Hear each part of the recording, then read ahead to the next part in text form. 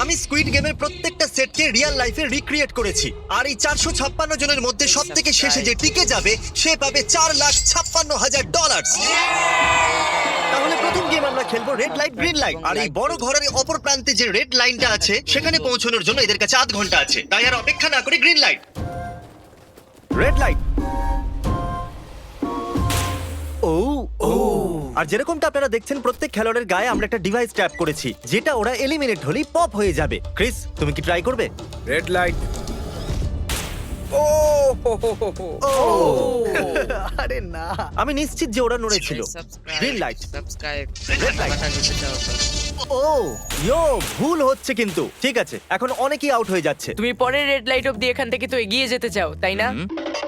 তুমি পারবে। তাহলে এখনো পর্যন্ত 30 জন আউট হয়েছে, এখন নড়লেও আউট হয়ে যাবে। গ্রিন লাইট বলা পর্যন্ত এই পজিশনেই থাকতে হবে। আমি যত খুশি সময় নিতে পারি, কারণ এখনো পর্যন্ত 23 মিনিট বাকি আছে। আমাদের গ্রিন লাইট বলে দেওয়া উচিত, এই ছেলেটা আর পারছে না।